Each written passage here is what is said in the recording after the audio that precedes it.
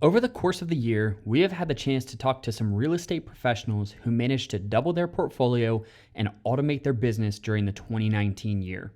We took their experience and studied upcoming trends and created this 2020 guide for landlords. In this podcast, we will discuss the 20 things that you should be doing this year to help streamline and automate your business, focus on the things that have the biggest impact, and achieve your goals for 2020.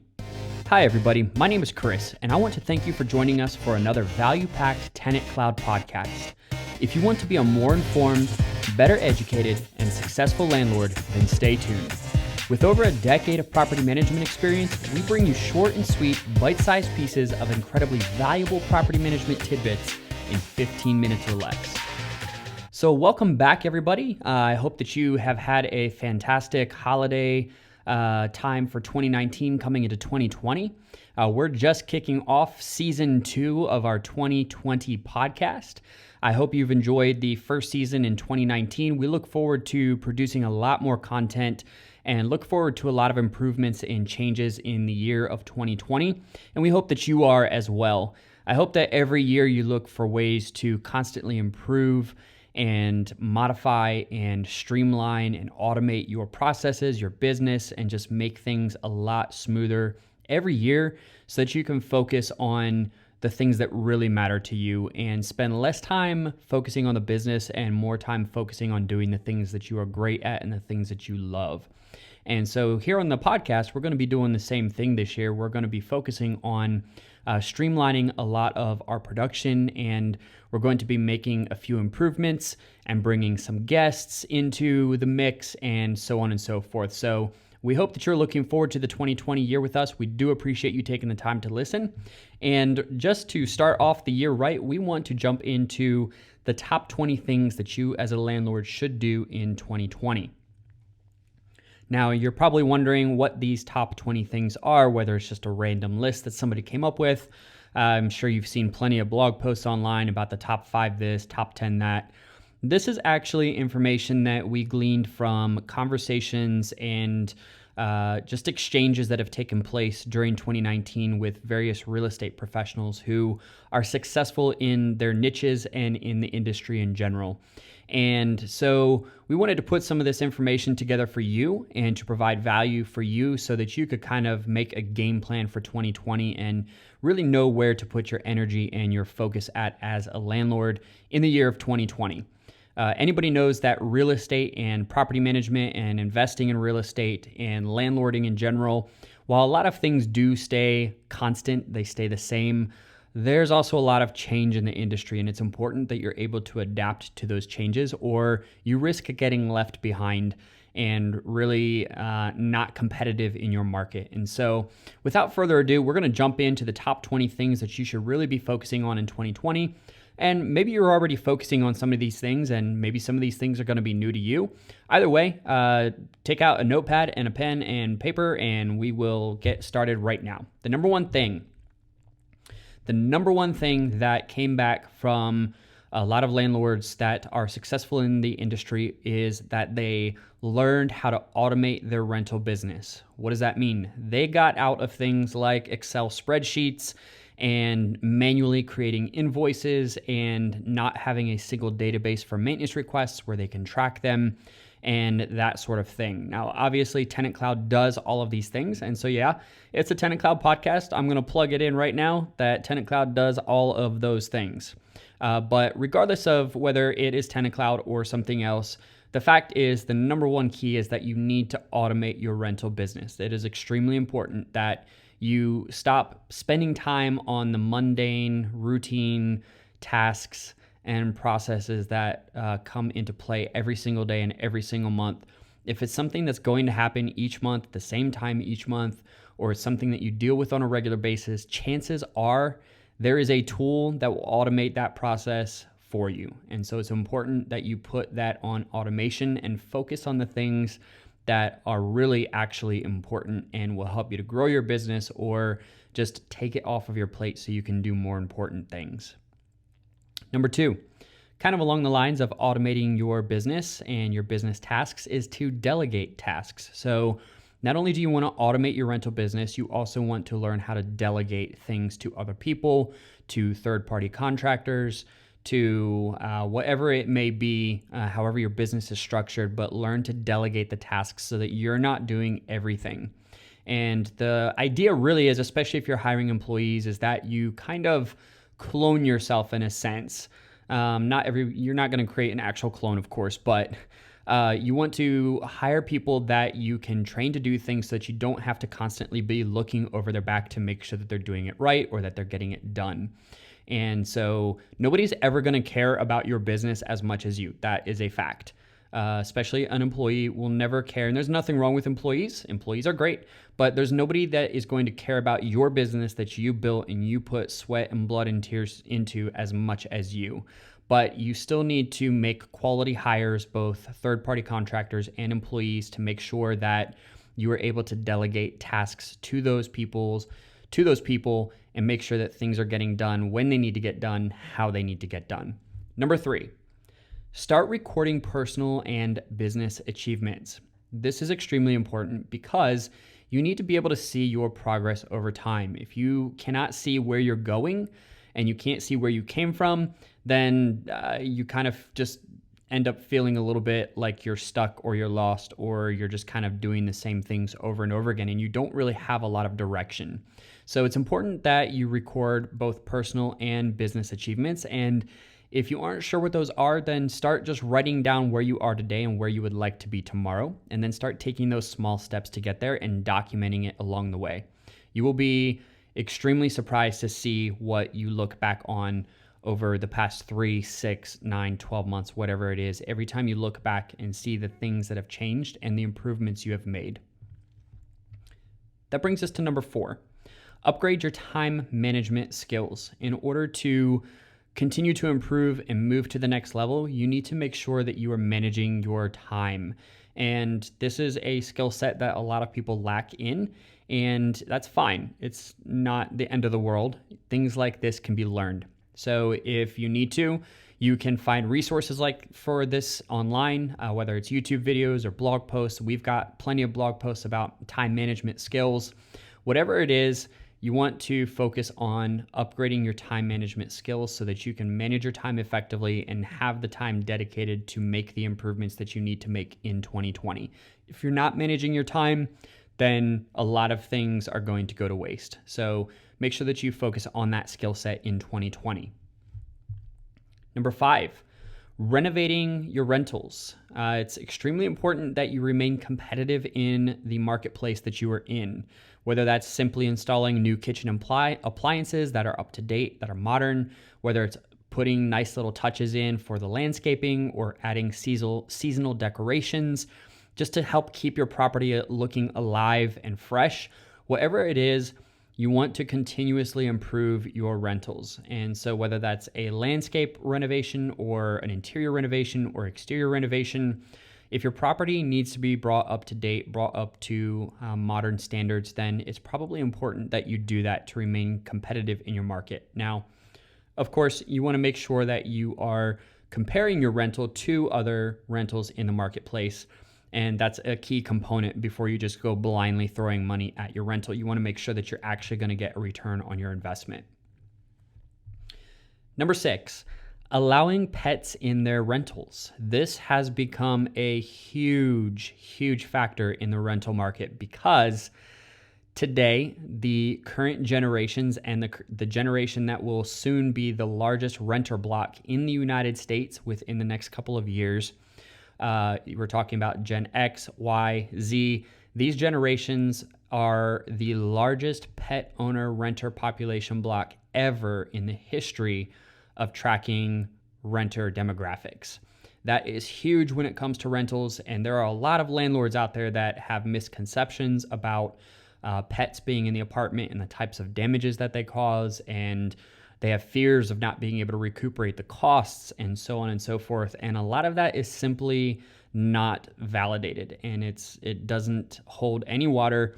That argument is completely invalid, and there's plenty of studies and research that states actually the exact opposite if you do it the right way.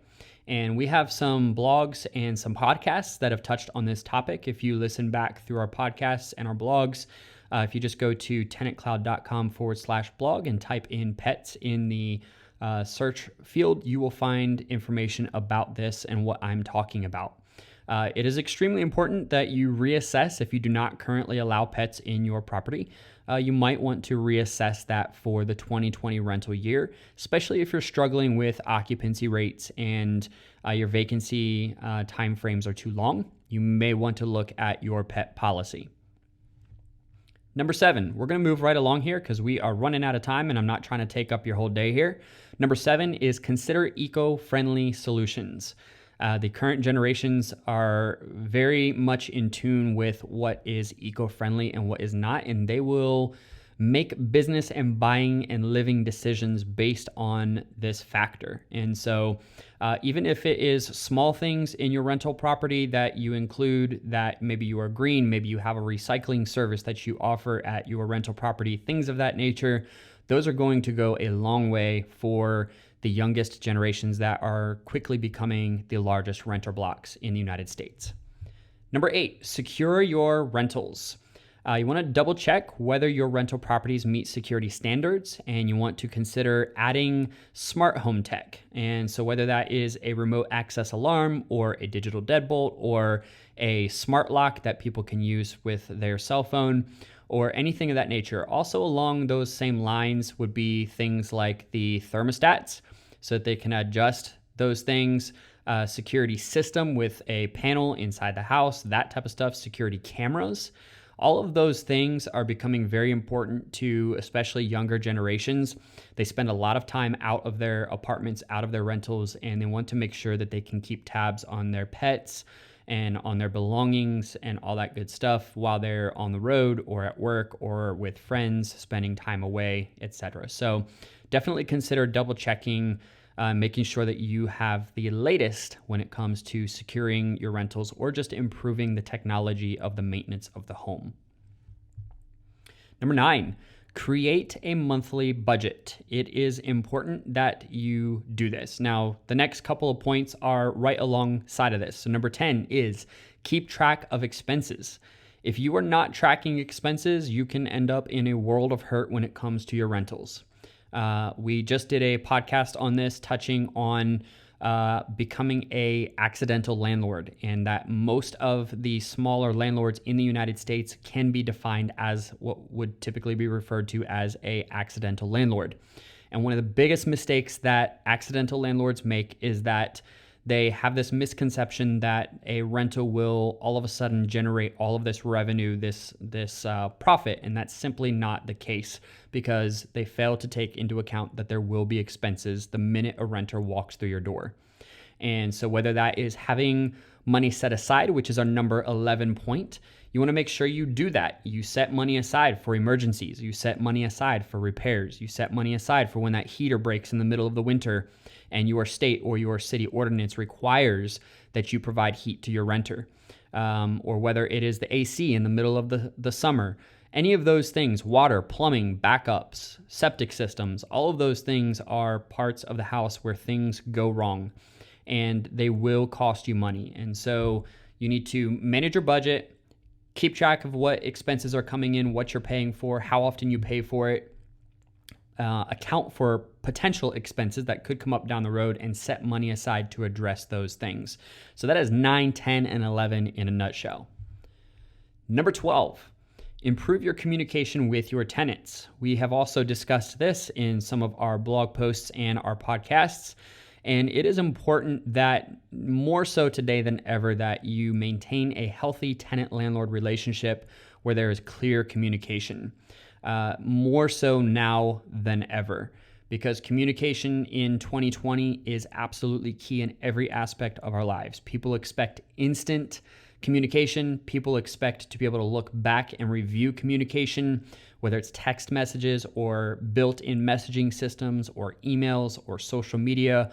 Wherever it is, people want to have communication with their landlord. And so little ways to do that could be things like the first day that they move in, have a welcome package for your tenant. It's a nice gesture. gives them a nice little home warming gift. It just makes that initial impact with your tenant that much better. And just continue that trend going forward. When they submit a maintenance request, acknowledge that you received it. Update them when you have it scheduled for service and let them know when that's going to be. When it's done, make sure that the tenant is aware that the service has been provided and that it's been repaired. Let them know if they have any questions. They're welcome to reach out to you. Make sure they know which channels you want to be communicated with. This is extremely important. For instance, TenantCloud has a built-in TC Messenger. It has a built-in maintenance request system. These things are all integrated into a single platform, which makes it easy to tell your renters, hey, I would prefer to make sure that all of our communication is streamlined and to make sure that I get all of your communications. If you could just go ahead and submit a maintenance request through TenantCloud, message me through TC Messenger if you ever have a question or need assistance with something, all of that good stuff. So you want to make sure that you are improving and focusing on your communications with your tenants. And again, TenantCloud will help you do that with our mobile app and with our built-in messenger and built-in maintenance request system. Number 13, keeping up with tech trends. Again, this kind of goes along the lines with things like smart thermostats and smart home systems and digital tools that enable tenants a lot more convenience in renting from you. And so things like online payment tools and things like we just mentioned, the TC Messenger, where they can just message you right within the TenantCloud app, or setting up automatic payments, automatic ACH payments for the rent so they don't have to think about it. Those types of things. And TenantCloud, again, does all of those things. If you're listening to this and you've never used TenantCloud, I would highly recommend that you go check that out, because all of these things that we're talking about in this podcast, TenantCloud provides those through our platform. Number 14, you want to make sure that you analyze the market. Following tech trends is great, and making sure that you're providing convenience to your tenants is awesome. Highly encourage that. But also, you need to make sure that you are focusing on your local rental market, not just on the national level, because that doesn't necessarily impact you in your day-to-day operations. What really impacts you is what's going on in your local market. What is happening in Austin, Texas is not happening in Denver, Colorado, or in Chicago, Illinois, or Miami, Florida. And so you want to make sure that you are focusing on what is going on in your market, and whether that is just your street, your block, your neighborhood, and the larger area in general. But you want to make sure that you're keeping up to speed with things in the market, such as rental prices. So you want to compare rental comparisons. If there's another 2-bedroom and you have a 2-bedroom rental, and there's another 2-bedroom down the street that's also a rental, you probably want to know what that rental is renting out for and what types of amenities and things that rental is offering, and what type of rental it is. Is it short-term, long-term, and student, and so on and so forth. And you want to make sure that you are maintaining competitiveness in your local rental market. Number 15, be aware of tax deductions. We just released a blog post, I believe in the past 24 to 48 hours, about this very topic. So go check that out at tenantcloud.com/blog.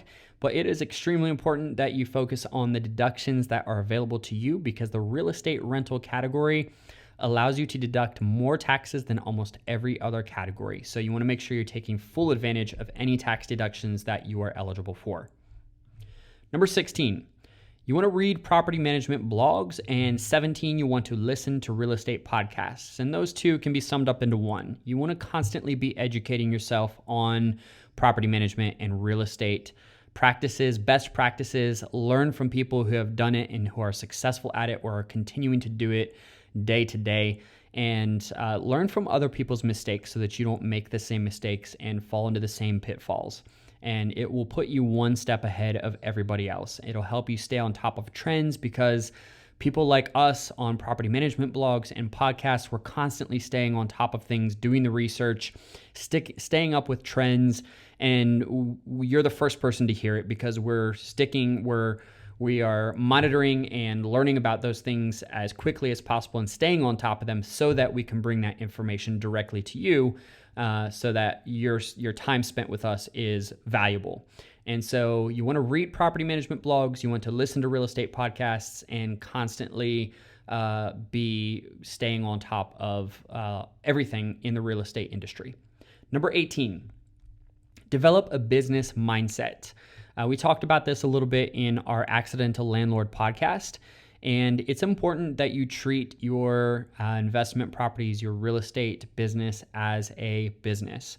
A lot of accidental landlords get into it by deciding to rent out their home, or they inherited a rental property or something like that, or they bought it and then realized they had to move, and so instead of selling, they turned it into a rental property. And so at the end of the day, it is a product that you are generating revenue from, and it's important that you develop a business mindset about that process and about this industry. And once you're in it and once you're doing it, you need to have the right mindset so that you don't make mistakes and that you are operating the way that you need to optimize that rental for the revenue and for any growth that you may be trying to achieve in the near future with going from one property to two properties or 2 to 4 or whatever that may be. So constantly focus on developing a business mindset.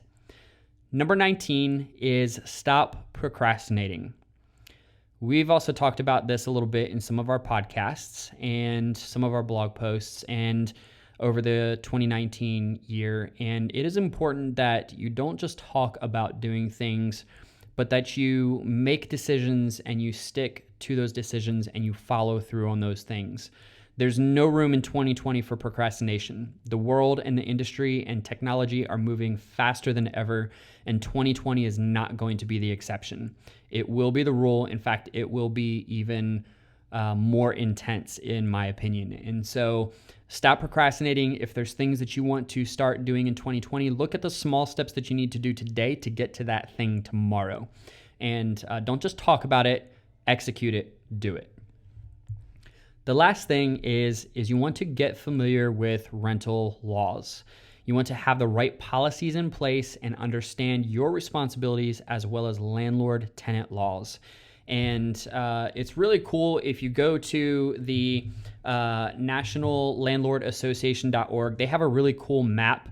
It's got a button on the top bar. It says rental laws. And if you check that out, there is a map that you can click on the various states and you can see the laws pertaining to real estate and property management in those individual states. Again, that is nationallandlordassociation.org, and it's got a really cool map. I really like it. It's a really quick place to go if you have questions about rental or property management laws for that state. You can go check that out. But it is extremely important that you get familiar with and stay up to date on your rental laws in your area and in your state, because those things change more often than you may think, and you can end up in a pickle if you are not following up and staying up to date on those things, because something may change and your requirements, your responsibilities as a landlord might have changed, and your tenant might know it and you might not, and that could end up bad. So you want to make sure that you are staying up to date with rental laws. I cannot emphasize that enough. Even though it is 0.20, I would probably say it is the number one thing that you should focus on. And just every year, doesn't matter 2020 or whatever year it is, just make sure that you're keeping up to date with that stuff. With that being said, I do want to say there have been a few things in the news in property management that I want to make sure that everybody out there is staying safe.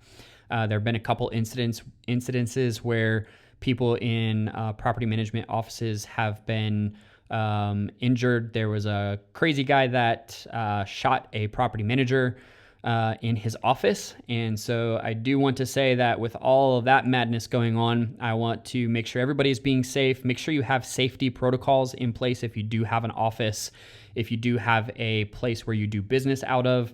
If you do go on tours, have safety precautions set in place for things like that. And I would add this as a number 21, even though it wasn't on the list.